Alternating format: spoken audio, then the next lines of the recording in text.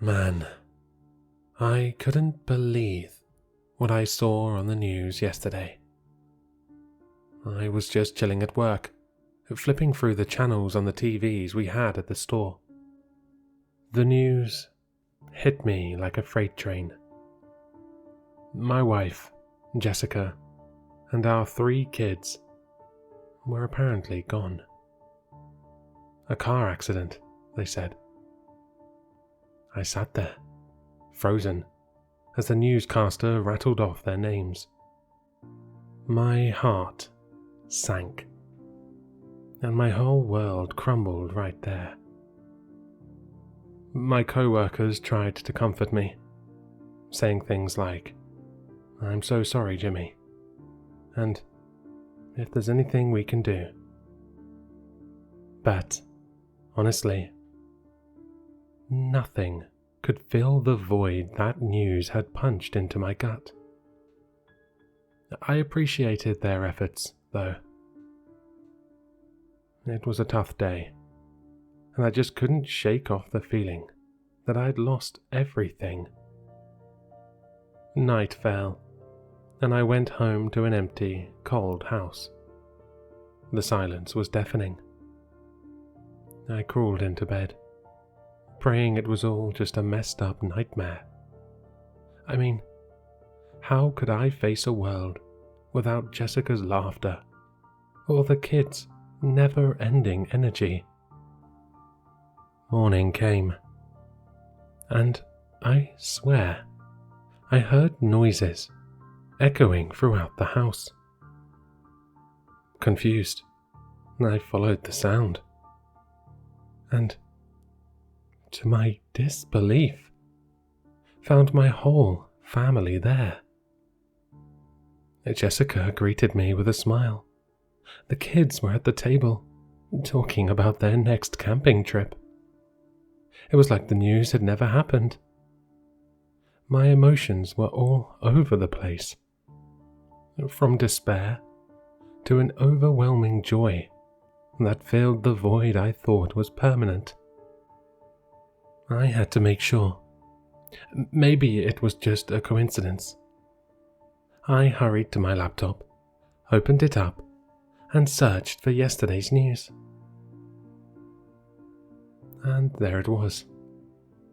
The same names, the same identities. Titled, "Death of a Mother and 3 Kids." My heart sank again. "Jimmy, breakfast is ready for you. You've got to head to work soon." Jessica called from the kitchen. I stood there, baffled. The doubt crept in like a shadow, and I couldn't shake the feeling that something was off. Maybe it was all a weird coincidence, but my mind refused to let go of the idea that my family might not be as alive as they seemed. I decided to go to work, thinking maybe it was just a mix-up in the news.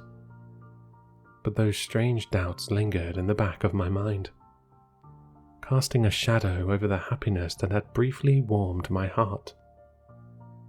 I couldn't shake the feeling that reality was playing tricks on me, and my life was turning into some bizarre puzzle with missing pieces. I couldn't shake off the weird vibes that lingered from the morning. My co-workers acted like the news of my family's demise never even happened. Greetings were casual. Conversations were normal. It was surreal. I decided to approach Dan, my closest co-worker, who witnessed my grief just yesterday. "Hey, Dan, did you know that my family passed away yesterday?" I asked, my voice filled with uncertainty. Dan stared at me, confusion etched on his face. "Is this some kind of sick joke to you, Jimmy?" He responded. I pressed on, mentioning the news about the mother and 3 kids. Dan acknowledged the local news, but questioned if it was all part of a prank. Frustrated, I cut the conversation short, realizing I was getting nowhere. Doubts continued to cloud my mind throughout the day. Was it all a sick joke? Or was there something more sinister at play? After work, I spotted Jessica walking alone on the streets. An unusual behavior for her. My curiosity piqued. I decided to follow her discreetly, like a shadow in the night. The journey led us 3 miles away from the city, where she stumbled upon a small, eerie shed in the middle of the forest. She looked around cautiously before entering. I remained vigilant, lurking in the shadows, my heart pounding. As I cautiously stepped into the shed, I noticed a dark entrance leading underground. A cold shiver ran down my spine, as if an ominous face warned me against proceeding. Despite the terrifying sensation, I couldn't resist the urge to discover the truth. Was my family really alive?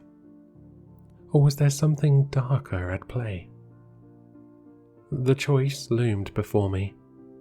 Enter the foreboding darkness, or walk away from the unsettling discovery that awaited. I stood there, torn between the fear of the unknown and the desperate need for answers.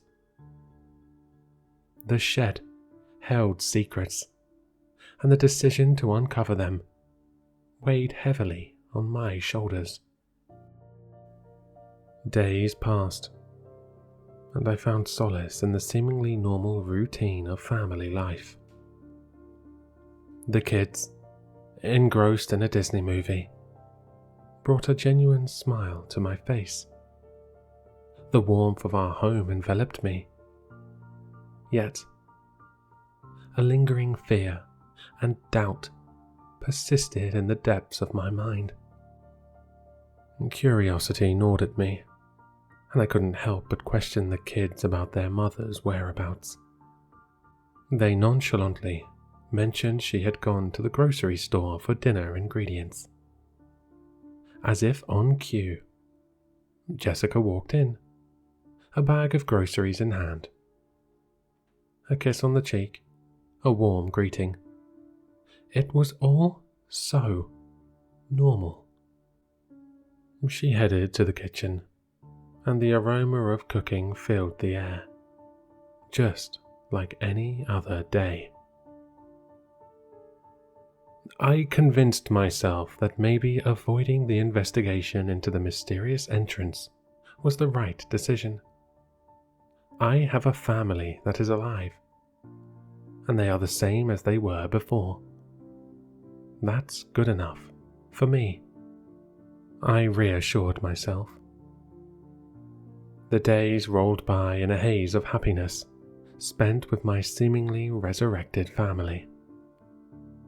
Despite the moments of joy, the thought of the secret entrance lingered like a shadow.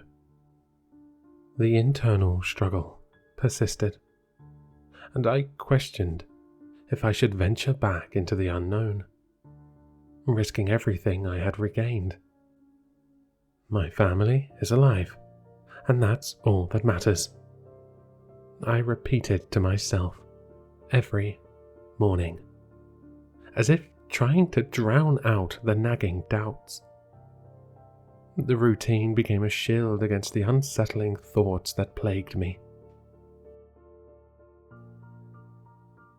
Unable to keep it to myself any longer, I decided to seek advice from the vast, anonymous realm of the internet.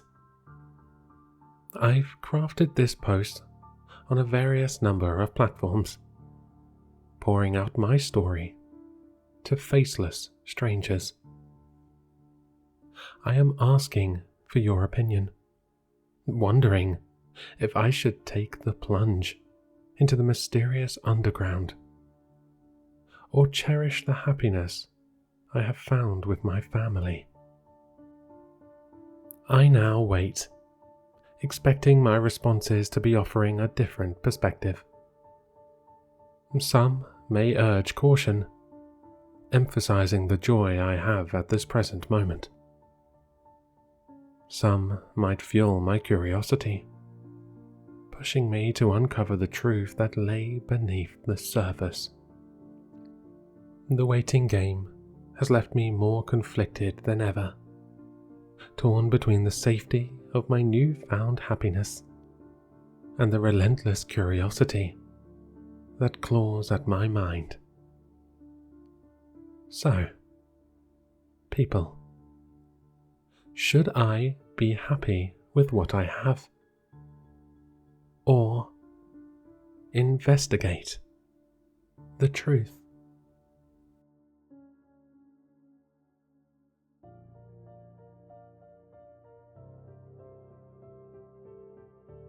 Hello, Sinister listeners.